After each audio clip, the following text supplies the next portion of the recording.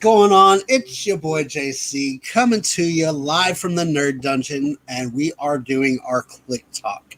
I got my fellows here. I got Mr. Dre, Geek Dad, Smitty Rock 67, King Bob, almost a YouTuber. So, and of course, you know me as the nerdy one. I just put JC on my thing for tonight. We're coming off of a pretty cool Money in the Bank.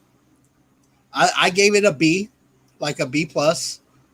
I didn't give it an A because I'm glad that the fans are back. I think that that's exactly a shot of adrenaline that the WWE needed to actually get back to decent wrestling. But yeah, I thought that Money in the Bank was good. What did you think? You guys think? Well, I would say I'm leaning more towards a B minus, C plus. Why that rating? I didn't like the way the women's Money in the Bank match ended. I thought was a little cheesy. It was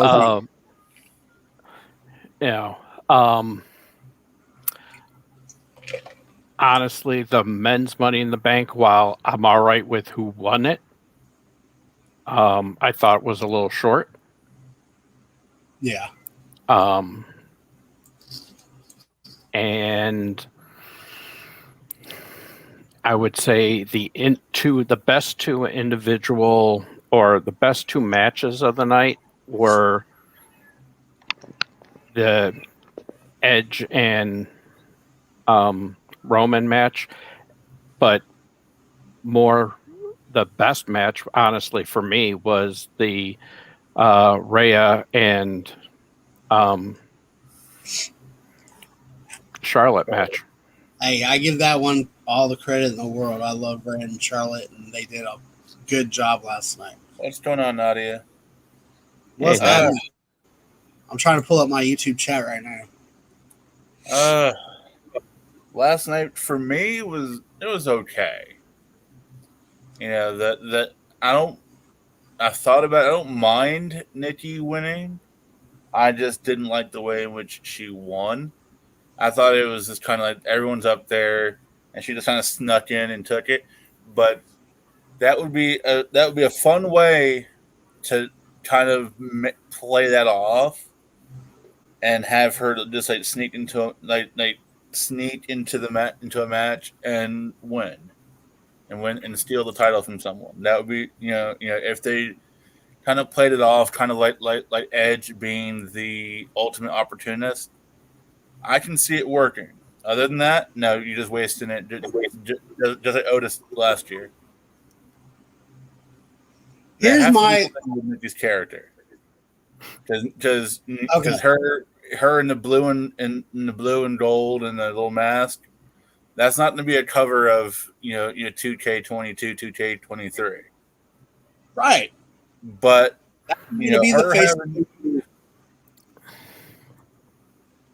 no, Charlotte winning, I don't think she needed it.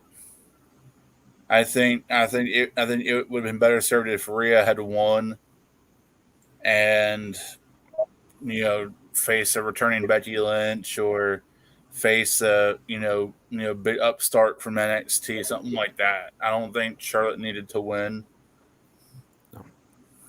Let's say this: Becky was there though. Yeah. Yeah, I'm not a fan that Charlotte won. I think Rhea, like I said, Rhea should have won that one. I think that they give Charlotte way too many looks, too much push, and I just don't think she deserves as much as she's getting just because she's the daughter of the Nature Boy. But Dre? I mean, well, let Rob finish and then I'll go. She's had what 14 reigns right now in what 5 years. Right. That's not a good champion. I mean, it's a good number wise, but I mean, you had the title 14 times in 5 years. That's kind of Wah, yeah. wah, wah. So, see, that's what WWE does, and it pisses me off so bad because they take these championships that should be prestigious and they Medusa them, and throw them in the trash. It aggravates me because they're taking the prestige, the wrestling. Like I'll go CM Punk right now. They've taken the wrestling out of this shit and they're putting entertainment into it, and that's all they care about is the entertainment and not the wrestling, and that upsets me more than anything. Mm-hmm. Go ahead, Dre. All right. Well, being that I actually jumped in late yesterday into the actual stream, and then I actually stood up till about 5 a.m. because I downloaded the pay-per-view. Yeah, I'm sorry, I didn't have Peacock, so I had to go the semi-legal route and watch it. I think the best matches of the night had to have been the men's Money in the Bank because Ricochet had some great high spots. Oh yeah. I think like Rhea and Charlotte. Actually, as much as I don't like Charlotte, I thought the match was solid. I mean, it had a clean finish. You can't be mad about it. It had a clean finish. It did. And that's something that I didn't think they were going to do for them, but they gave them, after being heels, both kind of being heelish characters, I kind of liked it. And then I think the Edge versus Roman, minus all the interferences, was a solid match. You said it had a for Rhea Ripley and Charlotte. They had a clean.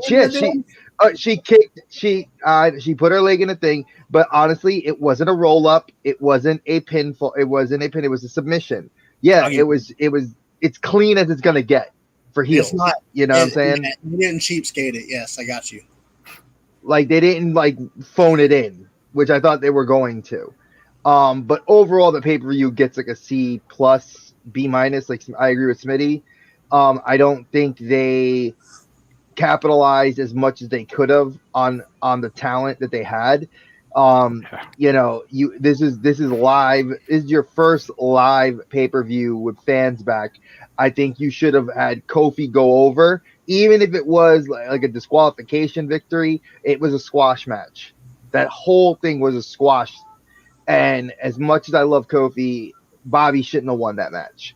It was like, let's see what we could do to Kofi. Comes out in cool ring gear, Skeletor, which I thought was awesome. See, I was like playing to the Tyler Breeze kind of vibe there. Like it did look Skeletor, but it kind of had a Tyler Breeze vibe to it. I thought he was paying tribute. No, it was all Skeletor. If you look at it, it was Skeletor. And I looked it up. I was like, man, because he had the purple with the blue and everything. I was like, all right, that rocks.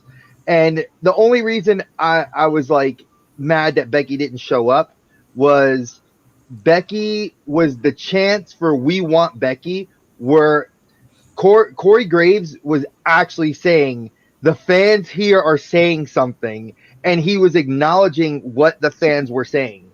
Like that that even though these two women are here, there was something more that the match could have given. And Charlotte, she knows Becky's coming back. And she knows she's going to drop the title to Becky. Let's just be realistic. That's going to happen. But overall, C plus, B minus. Yeah. That's what it gets from me. I'm going to go with a C. I wouldn't be a C. Only because the outside of Big E winning the title or the Money in the Bank, whatever, the biggest of the night was for John Cena.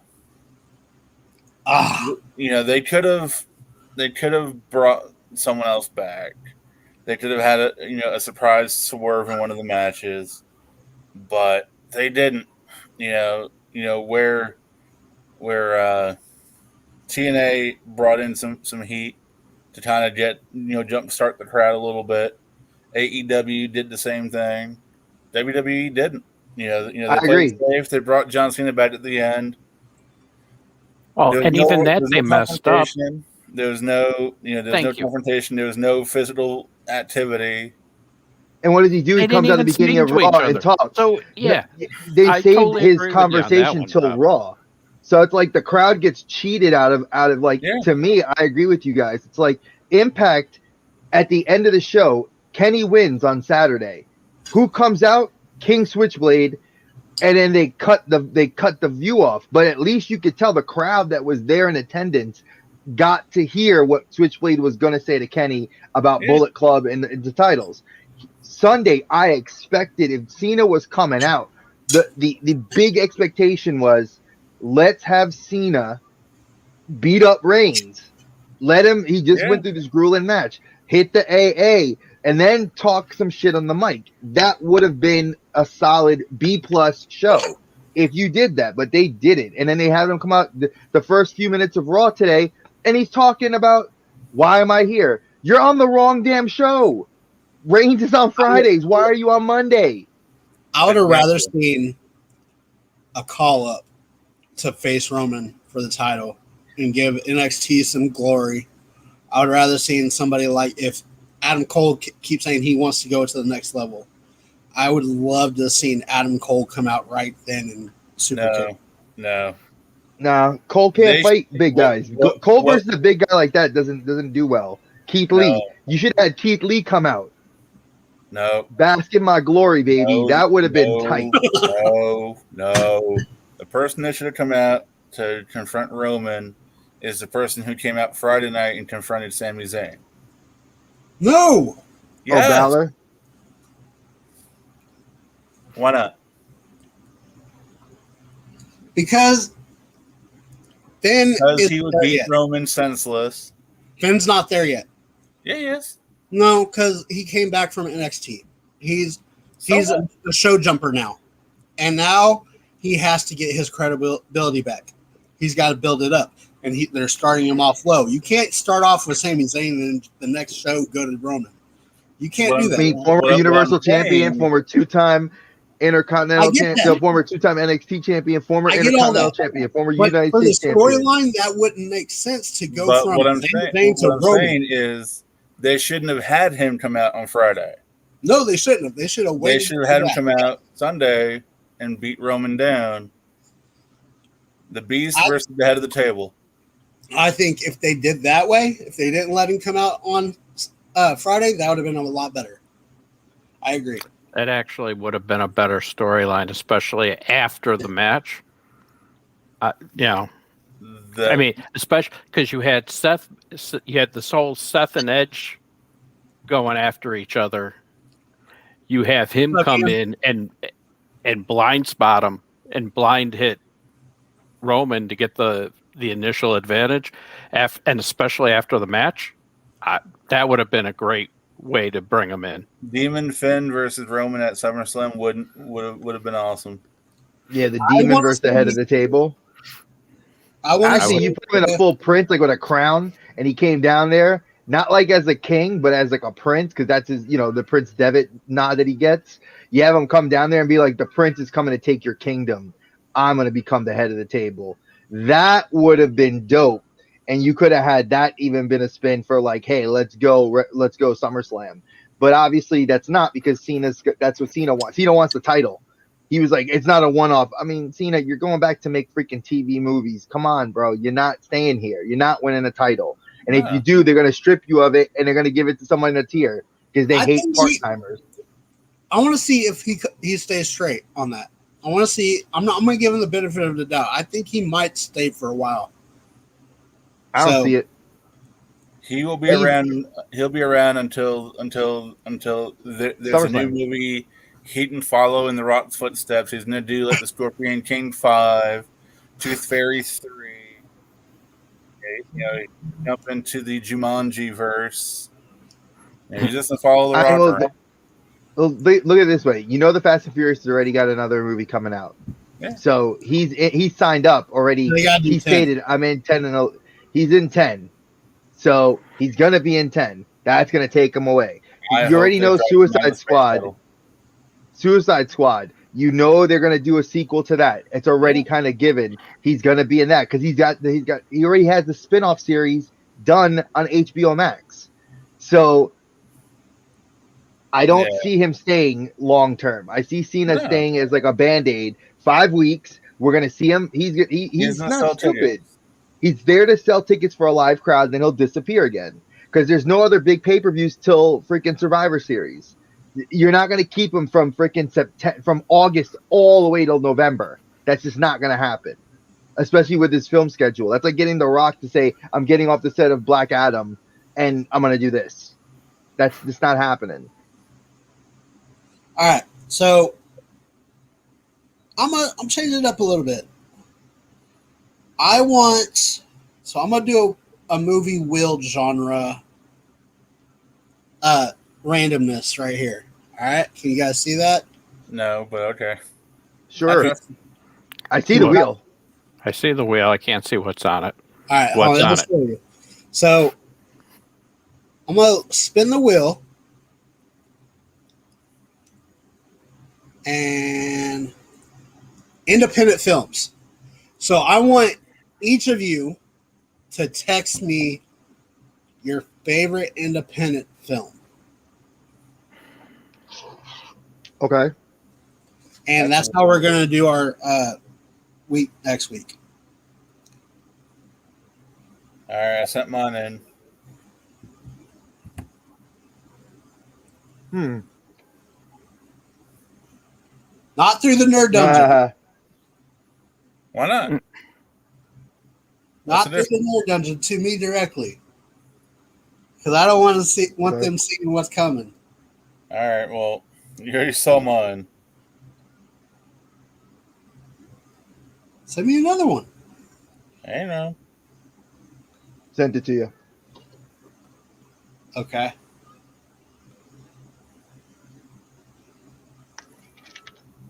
Okay.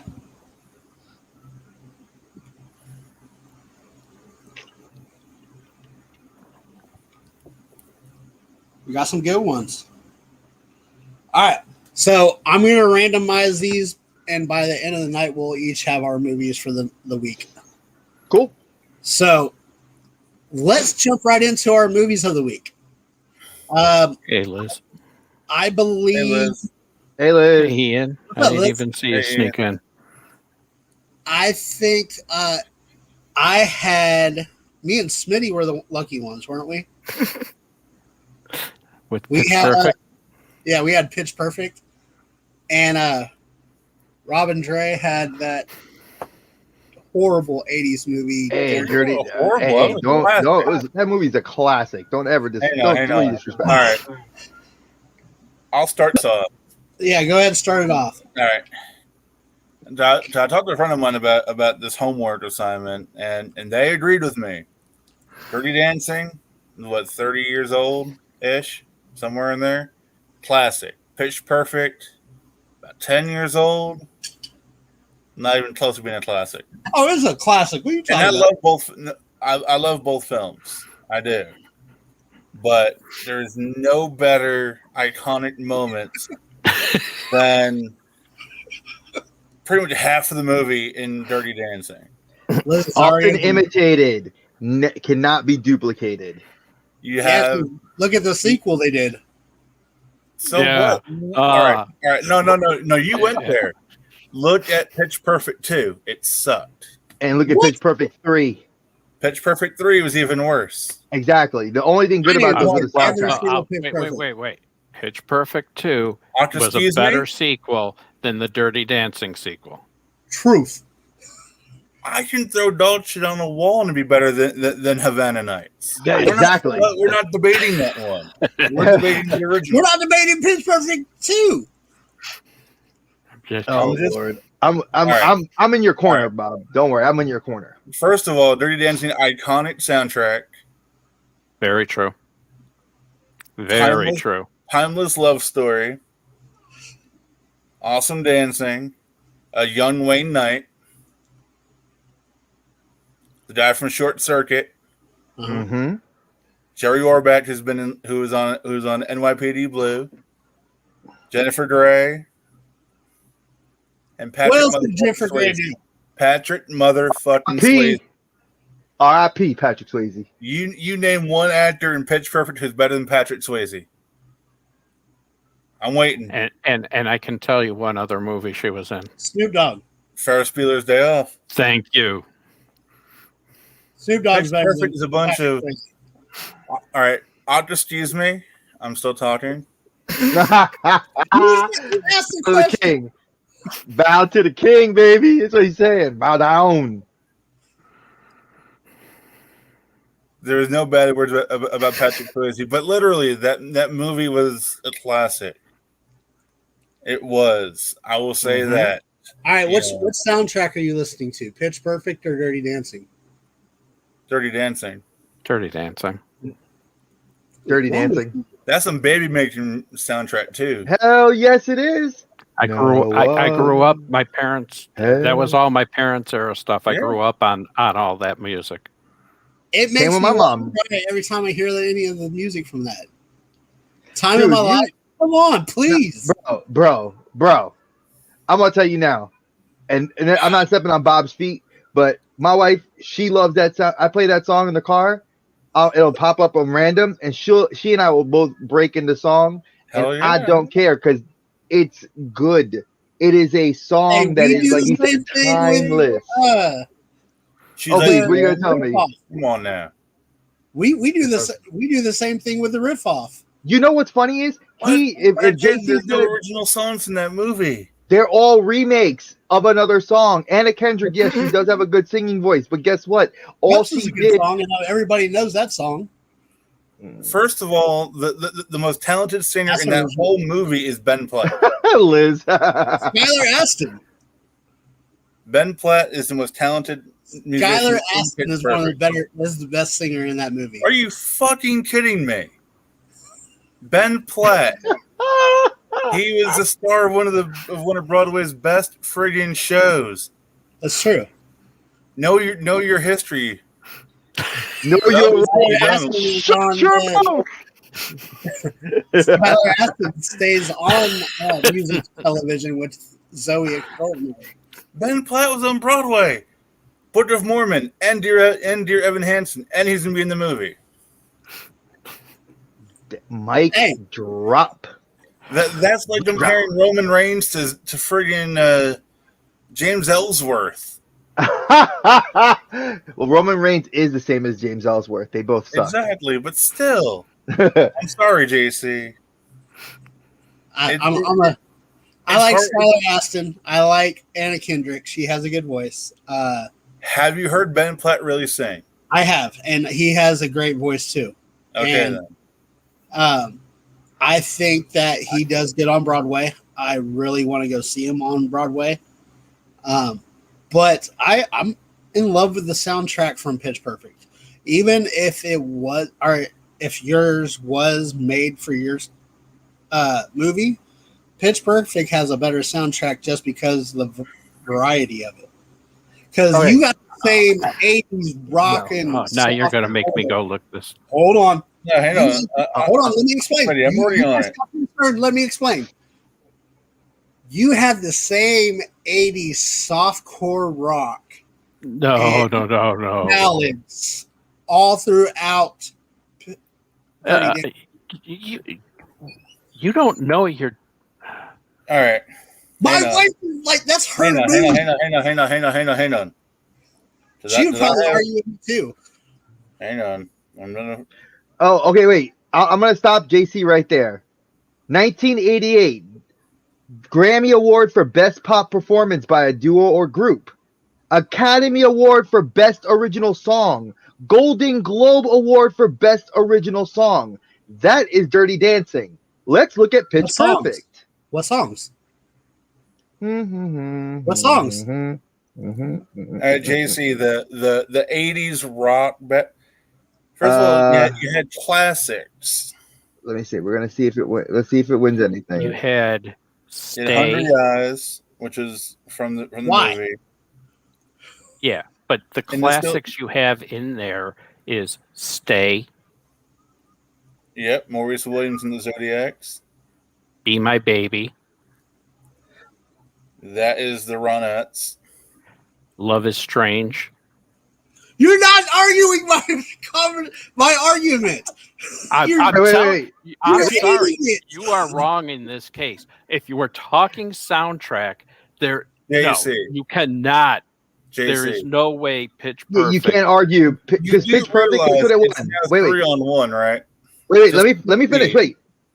Let me explain this one. So I just went off of then a Grammy, Academy Award, and a Golden Globe. 3 of the highest honors a soundtrack could win went to Dirty Dancing. Let's talk about Pitch Perfect. MTV Movie Awards, Teen Choice, MTV Music Awards. Hold on. You know why it's those? Because nobody pays attention to the Golden Globes no more.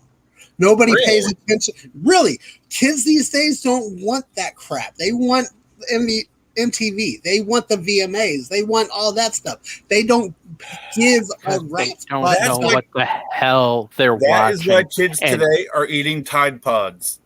Thank you. Into the Spider-Verse. Into the Spider-Verse wins Best Academy Award for animated film, right? I am jumping ship. We are going to institute classic movies. You want to do genre? Fine. I'm going to be sending you a sci-fi classic you all have to watch. We'll do that next week, but this week I'm fine with that. It's fine. But we're gonna Liz, I don't blame you. Go ahead and do it. I can't even be mad at her about that. All right, hold on. Here's the thing. Before everybody goes unfriending me, here's the thing. I have never liked this movie. I am biased against this movie because it's just not something I've ever cared for. I was forced to watch it as a young kid, and I didn't like it at all. And when I got married to this one, I have to watch it all the time because that's her favorite movie. That and Top Gun, which is another movie I cannot stand because it's just not the way I am. I like more like. I didn't say it was a bad movie. I just don't care for it. That's my whole point. I'd rather watch Pitch Perfect than I would rather watch Dirty Dancing. You know, it's really not fair. But you've lost that loving feeling. And now it's gone. Whoa. Shut up. He's treading in the danger zone. Now he's getting into the danger zone. Exactly. We're not going to go in the danger zone. I mean, JC, look, I'm gonna. If one of you make me watch freaking Top Gun, I'm. Listen. No. I'm not even talking. No. While I grew up on that movie, on the live stream, and I've watched that so many times I couldn't even tell you. No, I wouldn't say that is a classic as far as what I want to push. I have one already picked out. That's why I was asking if everybody had HBO Max. Yeah, I do. Well, the other day. We'll do this one this week, and then we'll jump on yours next week. Sure. And then I look at Into the Heights. That's another good musical. And then Dre, Liz, I would do that. Dre, you got after Smitty, and Robert, you got after Dre. Oh, we're doing musicals. We're gonna do musicals after that one. After this, we're definitely doing musicals because I love me some musicals. I love musicals too. I know you do, but like apparently you don't like good soundtracks that get top awards. I mean, I don't understand. If we're randomizing, I have one. What, musicals? Yeah. No, I'm randomizing who gets what. It's not a musical. I may have it has a soundtrack, but it's not. You may misunderstood me. I'm randomizing, like we're each putting our guesses or our favorites in, and I'm gonna randomize who gets what. Like you're not gonna get your own movie. Liz, if you wanna do set up a review, We can put that on as one of the video Oh. uploads. Exactly. I don't mind. You just gotta just hit me up, and we'll set up a thing so we can do that because I love me some musicals, So do and I. I have, trust me, I own several on Blu-ray. I own several on my phone.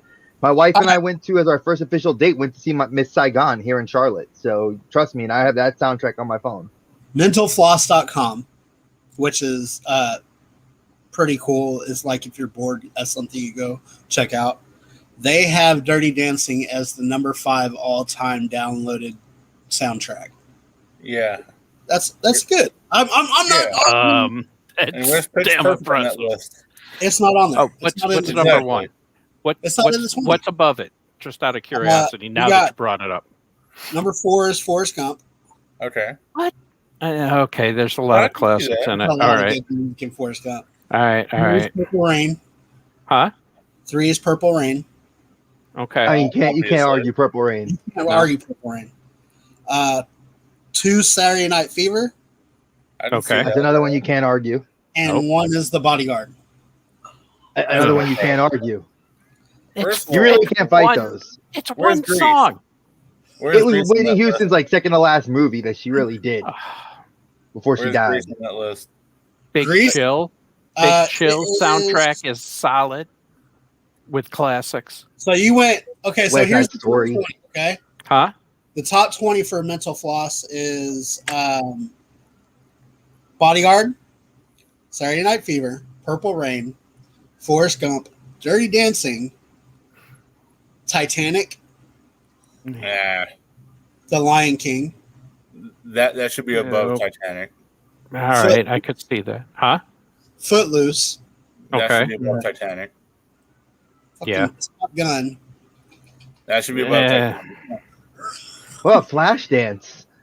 Like that's another Oh one. Brother, That's a Where super Art fan. Thou? What? Okay.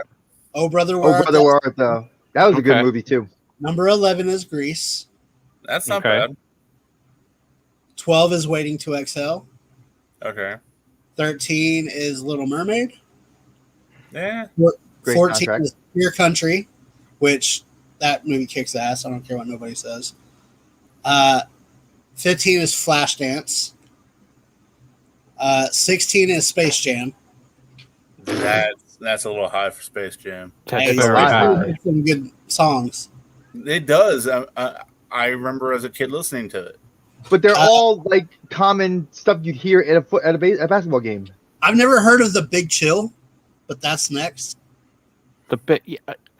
Oh, the Big Chill. That was That had. All right. That's a classic. You need to look up the Big Chill and listen to that soundtrack. If it's That I mean, is it's no all- Motown. That It's is all Motown, so I'd be 60s all in. classics. City of Angels is 18, which is I love Goo or not Goo Goo Dolls. Yeah, Goo Goo Dolls. Iris. Yeah, Iris. Yeah. The Jazz Singer, that was a good one. Yeah. All right. And Evita finishes off the list. Nah. Madonna. that's. I mean, that's a little high on the list though. Evita's good, but I mean, it's like everybody just knows the main song. Come on. Yeah, I can't do it. All right. And all right. And just Liz hates Titanic. That's our I first agree. date. It's Titanic is too long. They took way too long to sink that ship. So that's And how she I fell asleep in it. Her too. I don't know if you can hear her back there agreeing. I heard her. Yeah, she likes to chime in. Hey, But, mine does too. She's working on paper, but she does Well, too. not when we went and saw it. I knew it But I think you after. heard it. Oh, I knew it after we saw the movie. It was Throw some terrible. Blackberry idiots. Yeah. So, all right. So, Pitch Perfect. Me and Smitty get Pitch Perfect. Mm-hmm. Actually, you guys haven't finished yours. have No, you? King Bob, there's nothing else I can really say except for, I mean, if you want me to just chime in a little bit, the only thing I will add to what you said, which I think was all fantastic, by the way, and everything I agree with you 100% on, just the fact that this movie is, if you look at other statistical sites, which I have, and I just wrote something for our channel here for the Nerd Dungeon that I'm going to be doing. So I've been very entrenched in looking at stats. This movie is one of the most picked movies and has in the top 20 songs for wedding ceremonies. It's also some of the top 100 choices for wedding dances and schemes that people do for their weddings. So even if you're not married, all of us here are with somebody. And it's something that at some point a woman would want to do or have seen and they love. It's not like the lambada, it's not like the, or any other dance. Like that dance is iconic. The songs are iconic. It carries. It was a 40-year history behind the movie. It has an iconic Academy Award nominated actor in Patrick Swayze. Like I said, you have so many things stacked for it. You can't look at this movie and say, "Oh God, this soundtrack is." No. Yeah, I mean, I grew up with this, and my mom played the damn soundtrack on a cassette all the time in our house while she was cleaning. It used to drive me crazy, but I understand that part of the reason I love it is because of the memories as a child I have, and as a young man, when I was dating, it was a way of trying to get a girl. You want to get a girl to like you, and she's like, "Hey, you like Dirty Dancing? Let's go sit back and watch it." And now to the woman I'm with, that's like 100% the same thing. All right. To close out the argument, Pitch Perfect versus Dirty Dancing, I'm pretty certain every heterosexual female would want to be in bed with Patrick Swayze.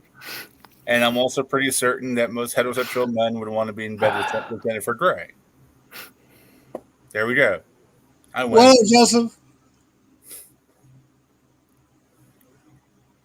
we're not talking about surpassing each other. We're just talking about. So here's the thing. This got off way too. This became a battle. Hey, Joseph. What's up, Joseph? Became a battle for reason. So you struck the wrong nerve, JC. I didn't strike you. He was playing the bass with it.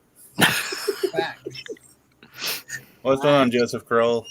So this is not a battle. This is like it's a debate. It's a debate. We're debating. We haven't thrown. We enjoy to watch, and we were going to review them just like we do every Monday. But this one kind of turned into holy shit. All right. Dirty Dancing, legit dancing, stage magic, watermelons, abortions, breaking and entering, theft. It had boobs and lying. She gets out the lake. And swimming. I mean, you even have fighting. Patrick Swayze. You don't put baby in the corner. Nope. Never trust a person named Robbie either.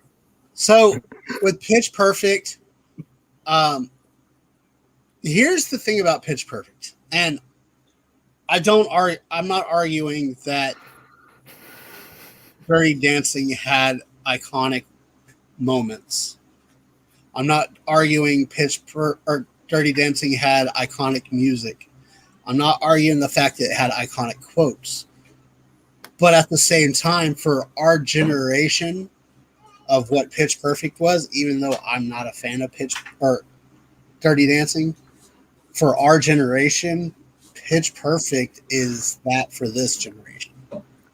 It is the soundtrack that all the kids want because it's got all the cool songs and they mix them very well. Anna Kendrick is a great actress. Rebel Wilson stole the movie. Rebel Wilson stole the movies. That girl, that was her debut, and that was an awesome debut. Well, no, she kind of wasn't she in Bridesmaids? She got pelted with a burrito. But everybody knows she got hit with a burrito. Drive-by burrito. But like, and if you freaking play that song, It got me at the end. I will give you that. This is devolving into all sorts of anarchy. Joseph, the newer Footloose is not better than the original. No, you need to just stop right now. It's a good segue to the Wish old version. It's a good segue. Version. I was gonna say it's a good segue to the old one for kids to go watch it. So I'm cool with the new Footloose. I like Blake Shelton's version of Footloose better than I did Kenny Loggins. So let me just say that. Now I know you're tripping. I like Blake Shelton's voice. And these are my personal opinions, people. Don't go attacking me. But once again, it's a generational thing. Because Kenny Loggins was the voice of the 80s. Right. Blake Shelton is the voice of, 2000s. Soccer moms everywhere.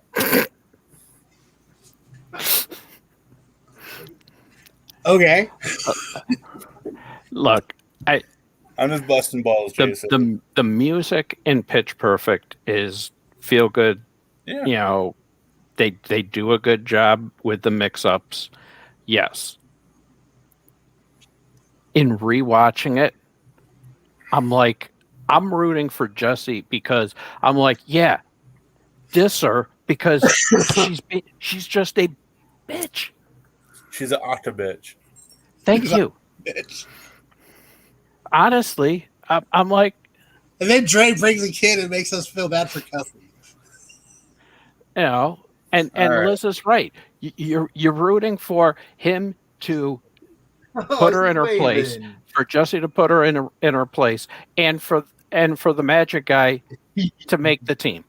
I think The Greatest Showman has the best soundtrack in the past. Oh, it's amazing. Decade. Maybe and it has the best soundtrack too. Really? What about Hamilton? I'd rather watch Greatest Showman. I love Hamilton, but I would rather watch Greatest Showman. Now wait. I haven't seen either of them. Do I need to get on my social justice high chair and start saying that, at least Hamilton, we had representation of minorities in there, so it was actually good. Like there was a Greatest Showman too. Oh, Zendaya doesn't count because it was still about a rich. Let's go, rich white man that hoodwinked people to get their money. All right. Hamilton only because that's the American way, man. It's history. Exactly. It's a historical musical with hip hop. And it was awesome. I get that, but Greatest Showman's historical too.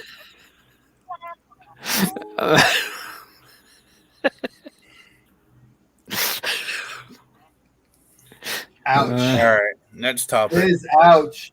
And I got the baby too. She was waving. Liz, come on. I got the baby. Next topic. Okay, so I'm not arguing Dirty Dancing has its moments and it's great. It's a good movie for most people. Just I don't care for it myself. I'm not gonna go watch it again if I have to, or if I don't have to. If my wife makes me watch it later, she's going to. Make them watch it. She's probably going to, and then she's gonna probably make me watch Top Gun too. But make them watch them both. I hate both. Oh, so the baby approves of Top Gun. The thing is like I hate them because they think everybody thinks they're better than they really are. They're like they hold them to this high level, and they don't deserve to be up at that high level. Even the actors who played in the damn movie didn't even like each other. Like Jennifer Grey hated Patrick Swayze. So what? It was still a great movie. Top Gun. Schumer hated Tom Cruise. Top Gun is great as a great no-brainer action movie, and it happens to holds a special place in my heart because literally it was like I had to take my brother and his friend Vinny to it. I couldn't tell you how many times at the Dollar Theater. So it has been literally drilled into me by repetition. So I that agree. one, It's been drilled into me. that one will have, but like, I mean, it's a typical Tom Cruise movie. I mean, it's a basic plot. You have your hero. He has to overcome a big thing. He does. Oh, we have a happy ending. It doesn't have to be complicated though to be good. Exactly, cocktail. Oh no, I mean it was a great formula, and he milked it for years. Come on, look, the baby dances, man. She knows Aruba, Jamaica. Ooh, I wanna take you. That's not in either of the two movies. Cocktail, man. Cocktail. Yeah, it's Cocktail, which he's in. Mm-hmm. Thank you, my love. Liz is waving to the geek, baby. She waves back at you. Look at Bob. You said hi. Thank you. I agree, Joseph. I could never get into it. It's just, I mean, it may have that sentimental place for people like her. Did none of you play Afterburner in the arcade? That was like every time I got into that arcade cabinet and the machine would move around with me, I always had Highway to the Danger Zone while I'm sitting there shooting the other planes down. It's like, didn't nobody want to play beach volleyball topless with Tom Cruise and Val Kilmer growing up? I mean, not. No. I'm just kidding. Robert, we'll talk about your fantasies later, but we'll save that for the special geek. Okay. For the Nerd Dungeon nights. That's for the OnlyFans. Exactly. That's for our OnlyFans. Nerd Dungeon OnlyFans. Nadia says hi to that little one. All right.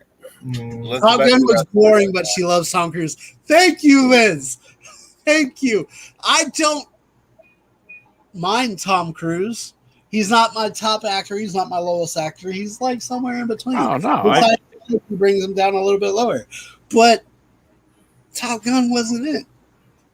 No, I mean, like I said, there is a reason why I like Top Gun and always will. It's like I said, it goes back to how I grew up, when I grew up, and what was going on. So, my first time watching Top Gun, I predicted the end. I predicted Goose was going to die. It was very predictable to me, and that's like the 80s movies. Most of the 80s movies were very predictable. Yeah. You want to know a good 80s movie that a lot of people don't watch because they think it's weird? Howard the Duck.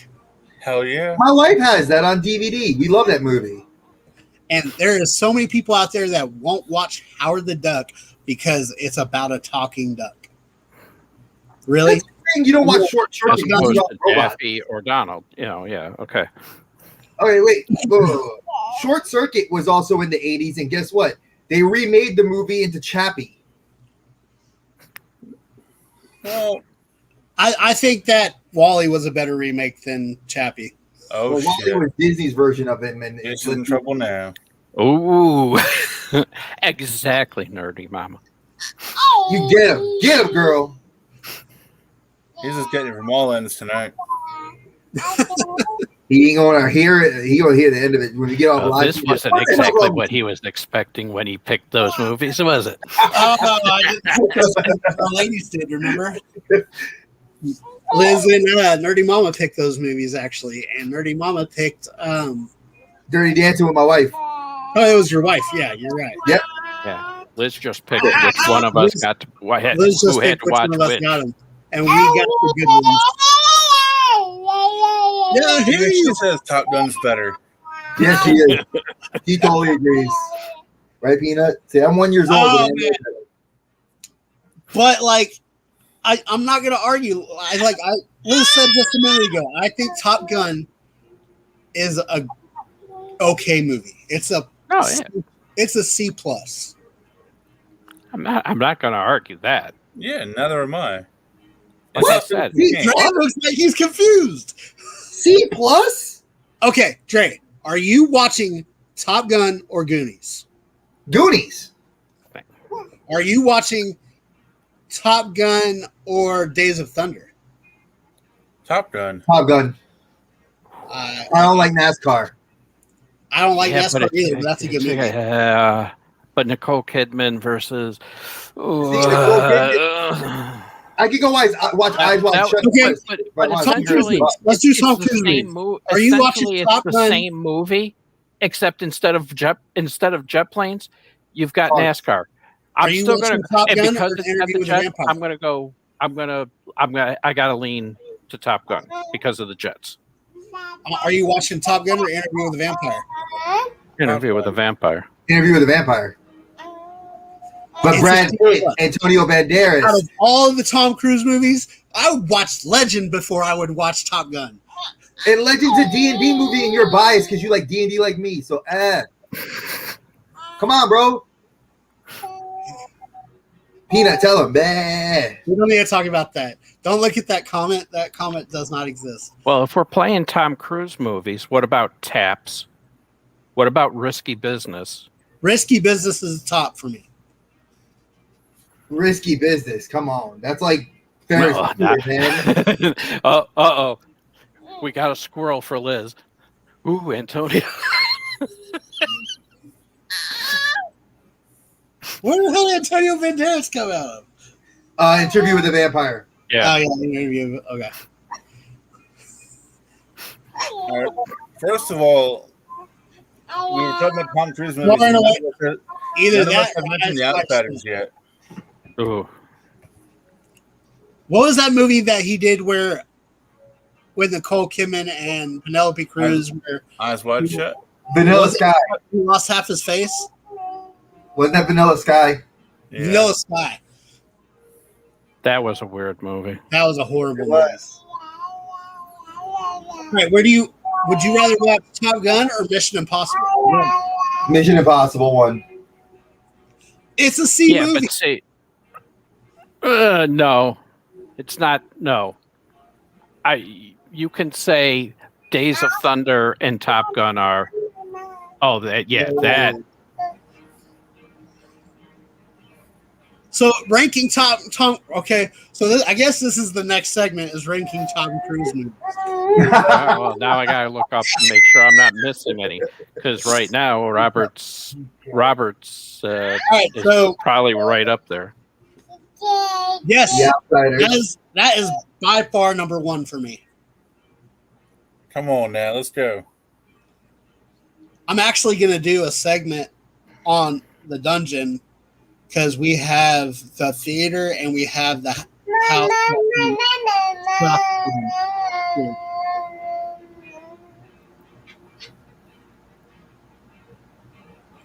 I know you're not the biggest Tom Cruise fan. It's just Ooh, that movie all right. hurts me. I'll even throw this one in there, even though they completely fucked up the Broadway play. What was that? Rock of Ages. Oh, I heard his voice. That wasn't because that was a decent movie, but not because of Cruise. You're gonna make me look at Tom Cruise. No. But Tom Cruise was pretty awesome in that movie. Collateral. Oh, Collateral? Yeah, that was Jamie Foxx, though.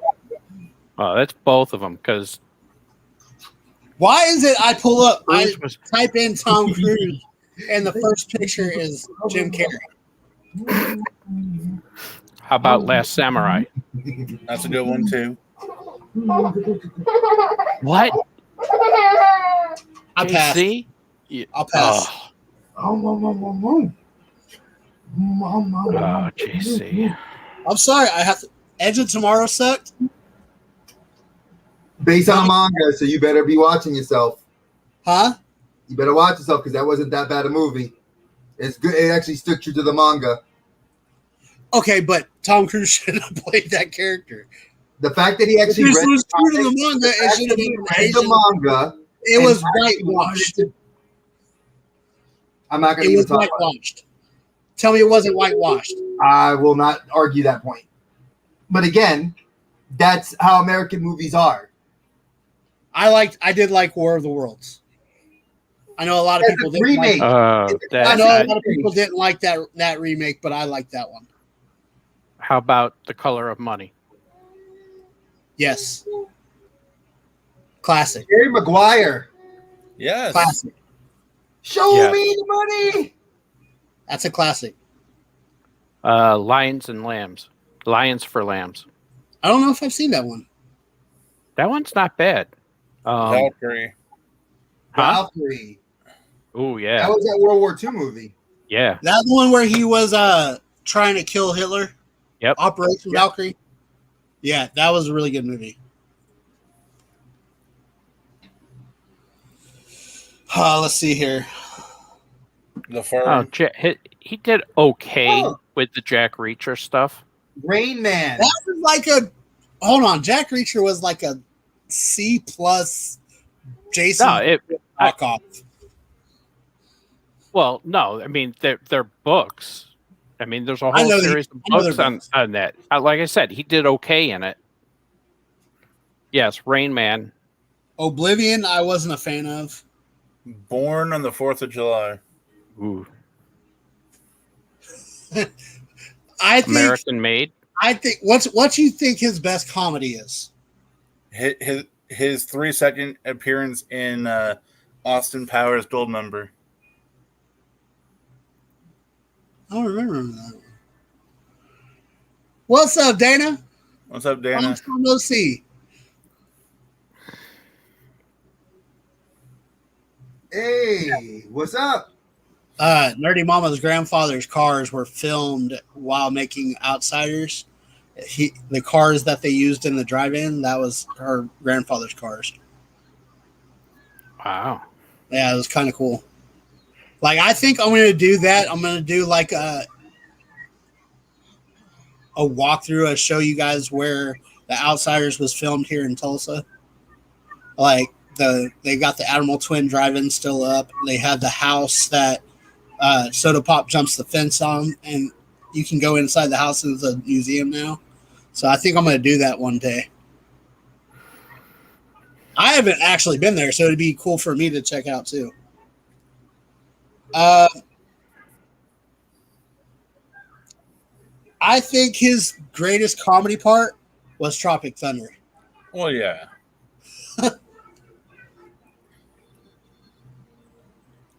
So, moving on. Segway. Talk a little wrestling, fellas. We started off with wrestling. Let's talk wrestling now. Robert, since you've just recently watched it, I'll let you talk about your match while on the top of your mind. All right. As I do anytime I get a homework assignment for a pay-per-view, I actually watch the whole thing. You do. I watched Vengeance 2002. A lot of weird matches, a lot of good matches there.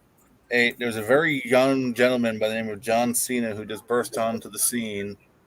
This was before his. Who gave you that one? That was Smitty who gave me it. It was the main event. It was Taker, Rock, Kurt Angle. That match I loved. It was three of the best at that time doing what they do best.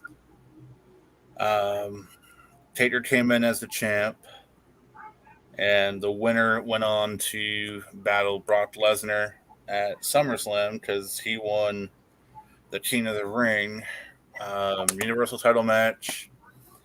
A lot of great spots. Everyone using each other's finishers and signature moves. Like The Rock did the ankle lock. Kurt did the rock bottom. Rock also did the choke slam, and Taker did the angle slam.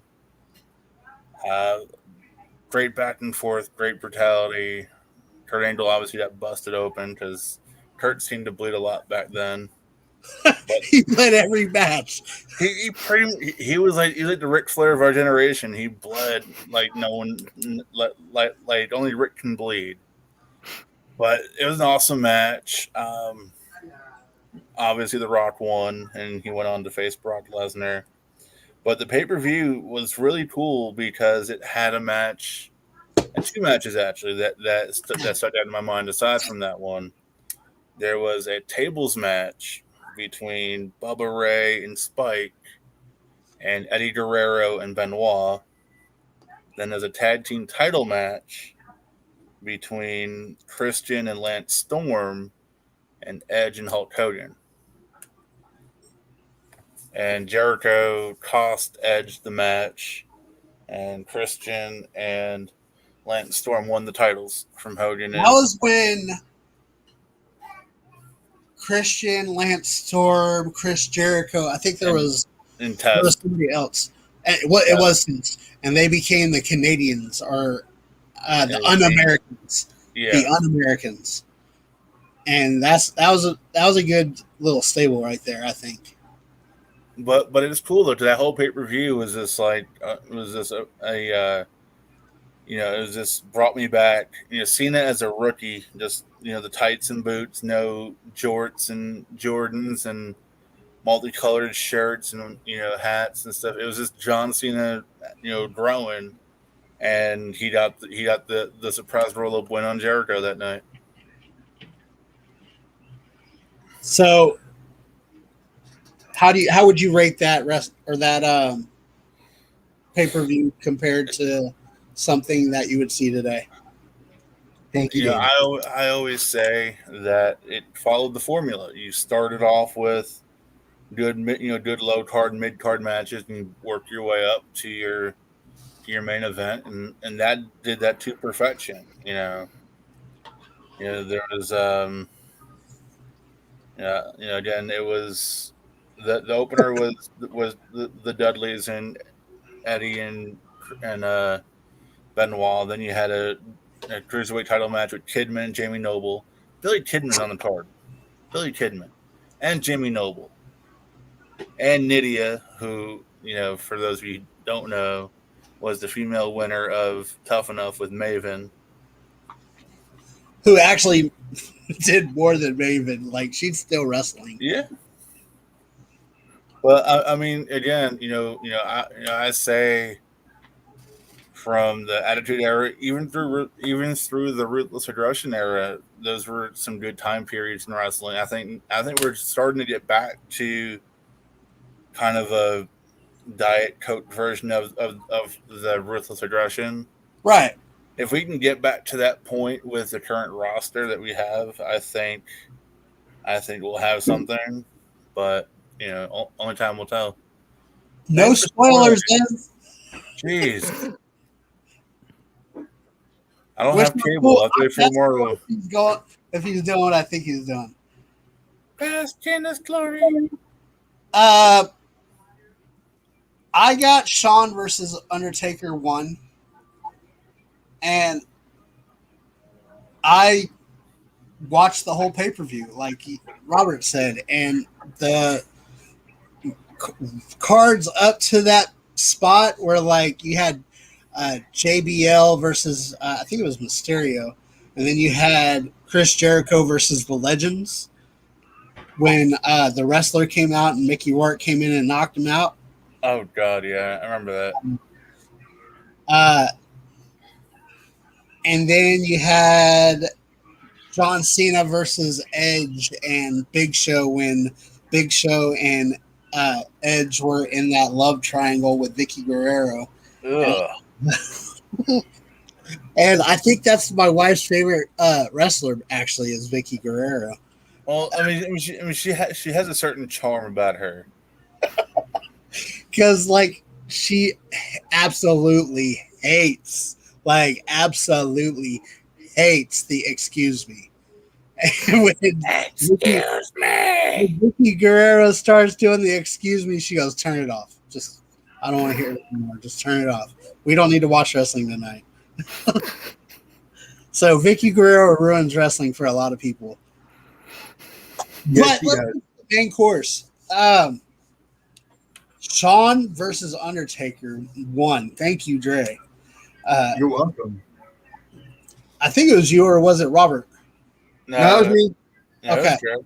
So this was where Shawn, like, came out of the sky. Like, he was dressed in the Undertaker clothing, and he was doing the summon, and he came out of the sky, and all of a sudden, Sexy Boy appeared. This is also where This is also where Shawn got caught in the moonsault for the tombstone. And that was the best reversal ever. That was the best counter I think I've ever seen. That and we'll do the all-time favorite counters in just a minute. But that was one of my favorite counters. Maybe not all time, but that was one of my favorite counters that I've seen. There was so many moments. This was like a back and forth old school match, and it was like one of the last three or four that he did that were supposed to be the end of the era. So I love that match. And of course, Undertaker got the win. Spoiler alert. Hold on. Before we move on, before we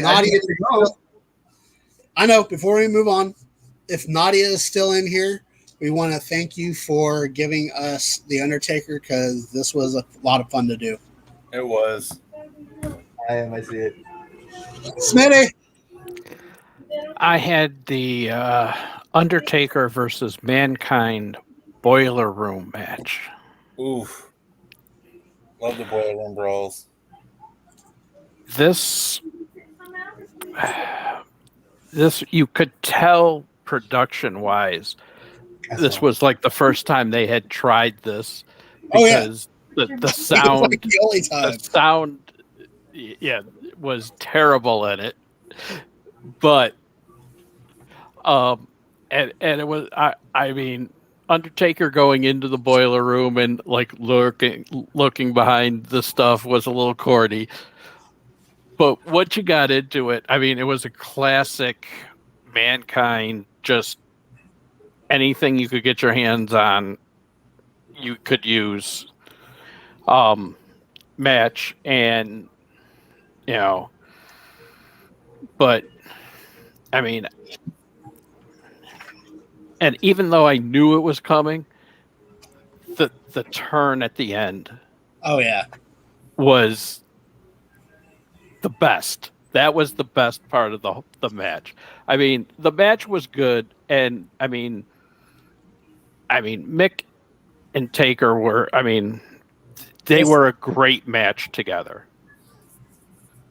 Taker, and Glenn are always right there with each other. Like, no matter what you did, that was the trio that you could put in any match, and they would be just as good as they would be against each other. So, I mean, the whole, Mick crawling, halfway to the ring from the boiler room was kind of a bit corny too. But was that your first time watching that one? Huh? Was that your first time watching that one? I had seen it before, but it'd been a long time. Yeah. I mean, so watching it, I was like, oh yeah, I remember that. Oh, okay. Yeah. But it was like based on like, I mean, if you could have put that match with like the way they do productions today and had the whole boiler room mic'd up like they would have today, I mean, that would have been that would have been crazy because being able to hear, you heard Mankind, with the grunts and stuff, but it was still, even then it was like muffled and you were like, you couldn't always tell what he was saying or, so it was a good match. I mean, I enjoyed it. Like I said, for me, the best part of it literally was Paul Bearer, taking the urn and, just taking it over Taker's head and, and the reaction from that was Vince and was like, that was the best. That was probably ranked. The reason I did it, it was probably ranked one of the all-time betrayals in WWE. That was one of the biggest betrayals that ever occurred in WWE. besides, I mean, there was a couple more that were above it, like Sean and Marty, but that was like right up there, and that's the one I remember because Paul was always like a father to him. Yeah, that was insane. All right, Greg. I don't think he can hear All us. right. So for me, I hear you. You guys hear me? Yeah. All right. Because JC said I couldn't hear you. I hear you guys fine. Okay. Well, you took off your ears. Yeah, I'm here. You're good. Oh, my headphones, because they died. So I had to just go to the regular mic on the computer. Am I lagging? A little bit. All right, give me a second. Sorry, folks. Technical difficulties.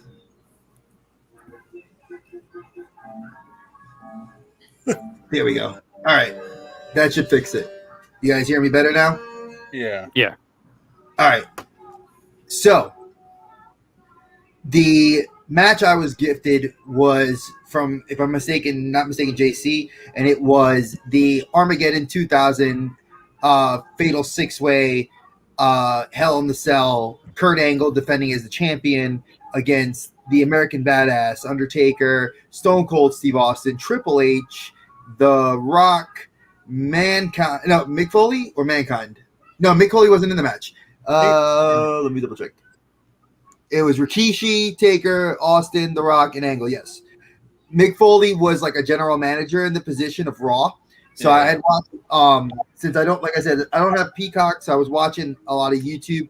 And the good thing about having that is sometimes you could see the setup matches or the setup ideas. And it was like Vince was shooting a lot from the hip about their not having this sort of sadistic match. And I loved the setup for it. I think it was probably one of my favorite matches I'd ever seen because the biggest spot that I can remember was seeing Rikishi get choke slammed off the top of the cell into a dump truck. Or I say into the back of a pickup truck. It was more of a pickup truck, like with like dirt in it and stuff. But it was still funny as hell to see. And I mean, obviously Angle still retained, but it was a very good matchup. It was something that was out of the element of pretty much 5 of those guys. Because at that time, Angle was just the Olympic wrestler, didn't really go for the gimmick matches. You had Triple H, who at that time was, I would say, heel-ish, heel-adjacent.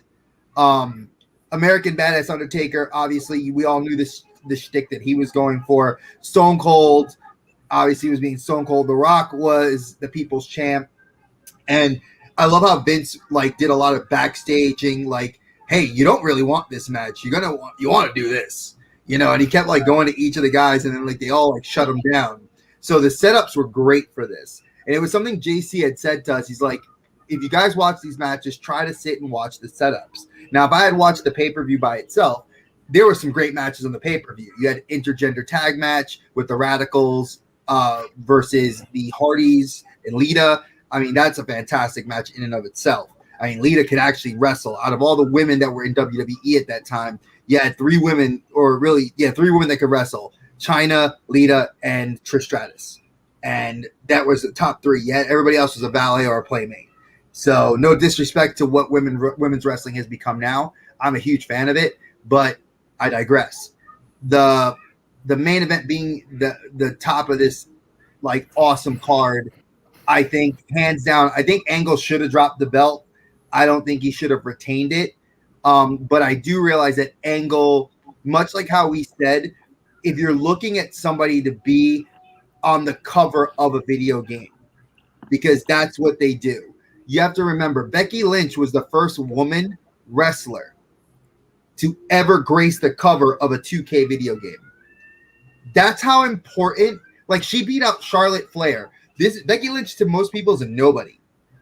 But to be the best in the business, to stand side by side, shoulder to shoulder with Roman Reigns. Now, I'm not saying Roman Reigns. Obviously, he has a pedigree behind him. So it's biased that he was going to be on the cover. But you're talking about cover guys like Stone Cold Steve Austin, CM Punk, Randy Orton, Hulk Hogan, Ric Flair. Need I go on to tell you about? I can go off the covers of Brock Lesnar. You know, you have all these guys that have graced the cover of video games. To have her be there, you know, huge thing. Overall, I would rate this match probably, you know, a 9 out of 10. I think all the high spots were great. I think that these guys were not high flyers, so you had a lot of striking and a lot of ground game. So it's not a lot of like it's not something I would expect out of like the X division, so to speak, you know. But it was still a crazy match, and it still was very just well done. So the pay-per-view itself is a 10 out of 10. I think there were some great matches on it. I did notice that they did have some like recycling of like characters. So like you'd have a Valet come out, like Ivory came out with Val Venus against China. China lost, and then Ivory wasn't that the Right to Censor? Yeah, that was Right to Censor. Yeah, and that was when they were trying to get. That was like I felt like that was the tail end of the Attitude Era, like Right to Censor, because they were not in the beginning of it; they were way at the end of it. So Rob and Smitty, do you guys have Peacock? Yeah. Mm-hmm. Okay, I was just making sure. I'm the only one that doesn't. Okay, but I think that what like everything you said was perfect. I thought of that match. I didn't even think that match. That was Smitty's match that he gave you, and that was like when he said that match. The most image that popped in my head was Rikishi, and it wasn't really a choke slam because couldn't get him up. They just like threw him. It was more like a push. It's like you grabbed him by the throat and just pushed him off. And I just remember that pickup truck going like this. And you see Rikishi like a stiff board. And I was just like, and I remember oh crap, he just like stiffed fell. I was like, what are you doing? But yeah, liked it. That was one of my top Undertaker matches as well. That was probably my favorite Hell in a Cell match. So here's the challenge for this week. Okay, I have 4 matches. And I'm going to explain why I chose these 4 matches, or not 4 matches, but I have 4 points in the timeline. You have Bayla and Sasha, or Bayla, Bailey. Is that you? Wow!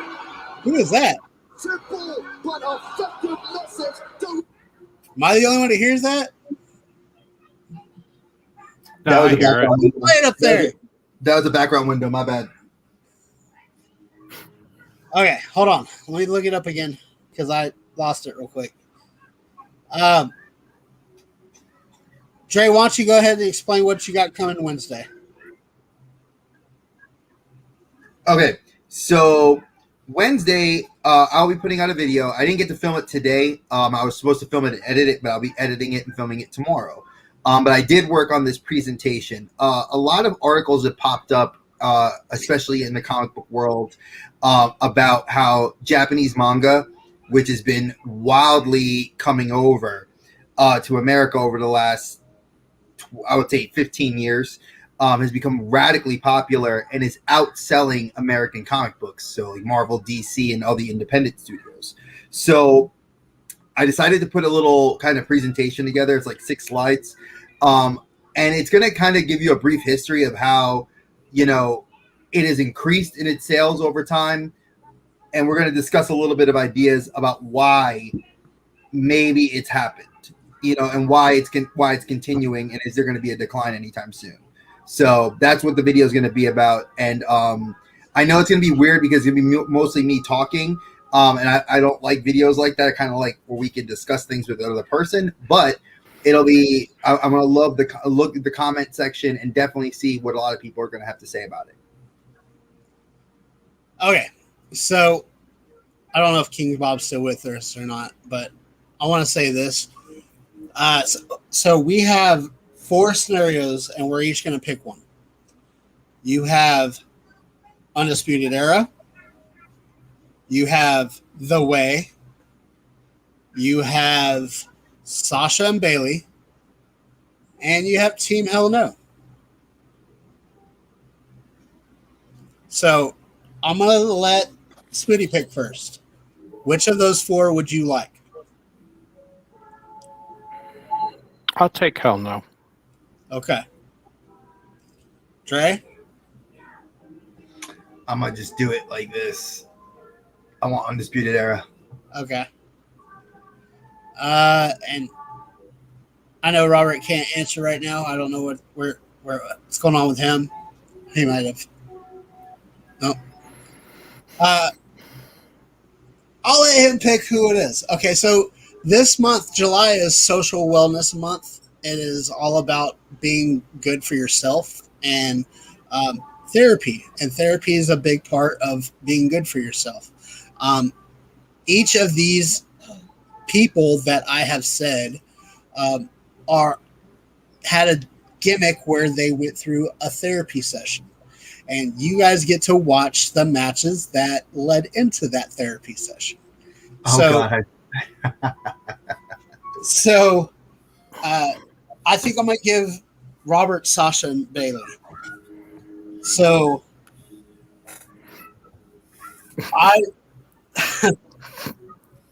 Robert, so you're going to be watching a Sasha and Bailey match while they were in therapy. Okay. So I'm going to send you guys, because I don't really have it on my phone right now, but I'm going to send you guys your matches that you have to watch and see the therapy that they said. Apparently, after everybody's picks, I have Team Hell No. So No, You have Hell Hell No. No was Smitty. Oh, you had Hell No? Yeah. I had Undisputed Era. You have The Way. I have The Way. So would you rather have The Way or the Sasha and Bailey? I'll take Sasha and Bailey. Okay. So I will send you guys your matches that led up to the therapy, and we'll also watch a match that ended the therapy. So basically my match would be Dexter Lumis versus Roderick Strong. Yes. All right. And then the last match, and then you have to watch two matches this week. You have to watch the match that led into the therapy, and you have to watch the last match that the therapy was complete. Oh, he's not even there anymore. It was Velveteen Dream. He ain't even there. But that match was awesome. So yes, I'll watch that.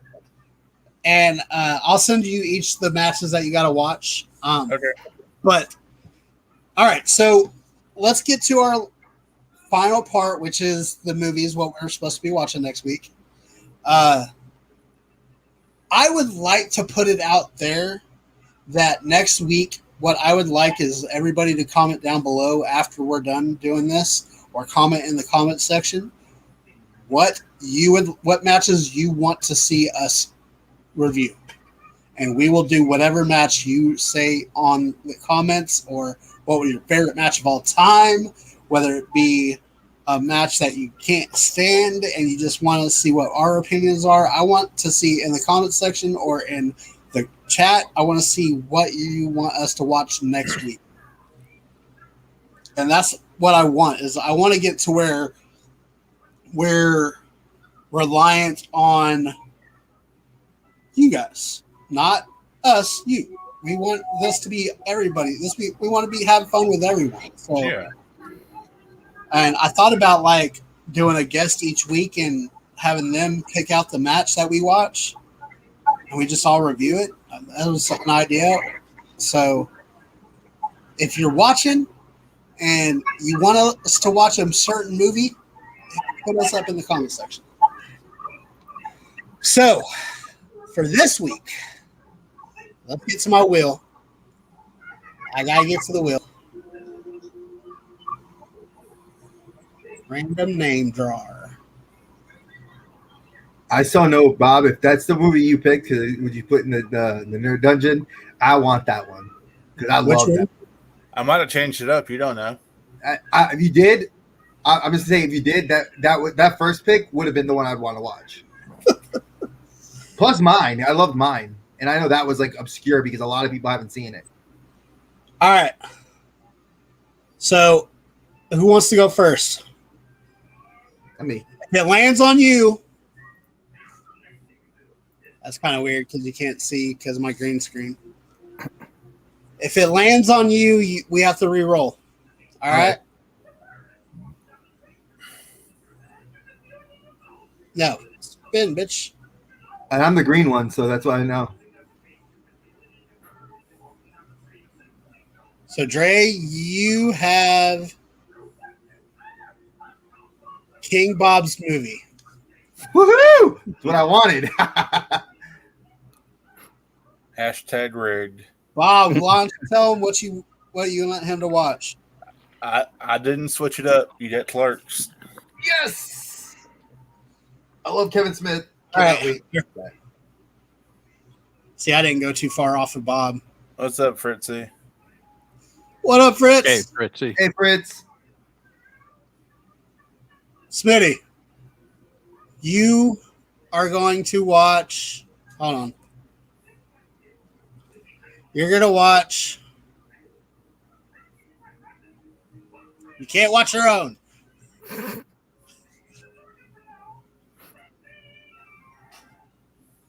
Damn it, Smitty, quit winning. Smitty's turning into the Funto brothers over here. What can I say? Are you serious? All right. Rig. Yeah, these wheels are rigged. Dre, why don't you tell Smitty what he's watching? All right, you're watching a classic indie movie, Lost in Translation. All right. That was Bill Murray and Scarlett Johansson's as an adult first movie. Robert, Yeah. let's see if you got Smitty or me.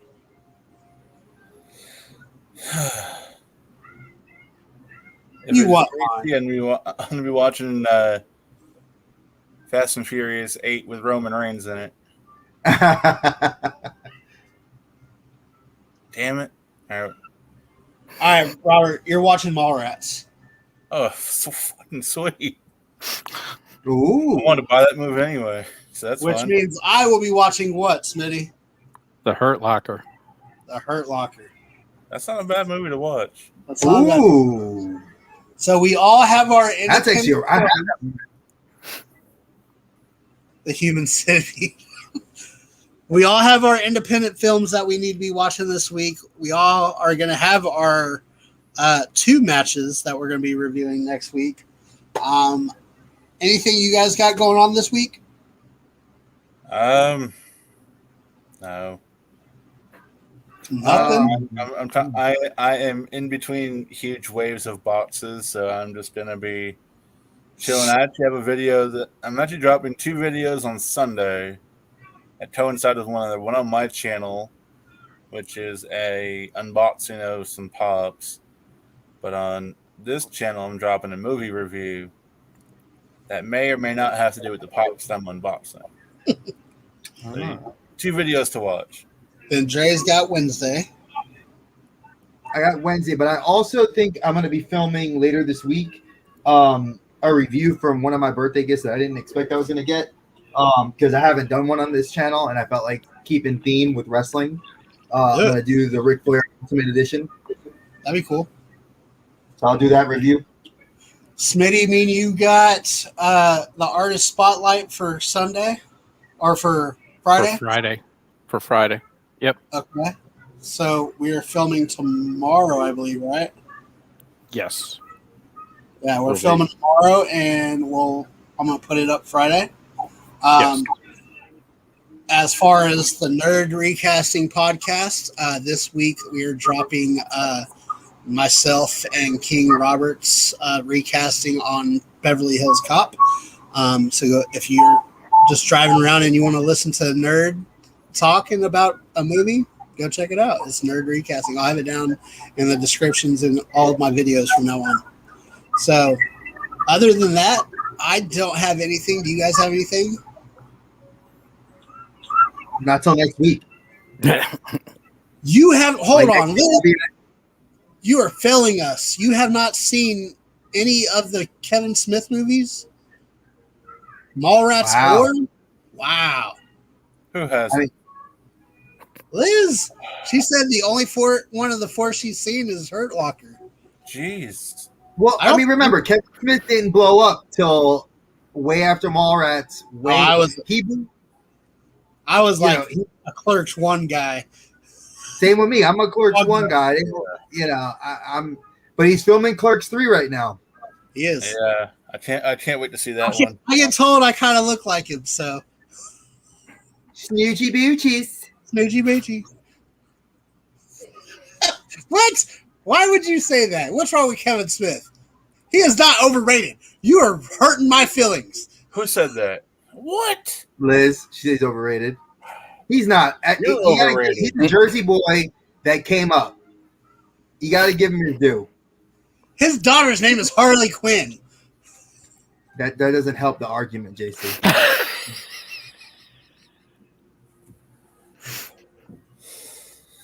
All right. We got to get out of here. I appreciate everybody dropping in to say hello and dropping in to pay attention to what we're talking about, talking wrestling. I'm going to try to get some more guests on next week, and we'll see what we can talk about then. Up until then, he's a dumbass name. He's not a dumbass name. Which one? Silent Bob or Kevin Smith?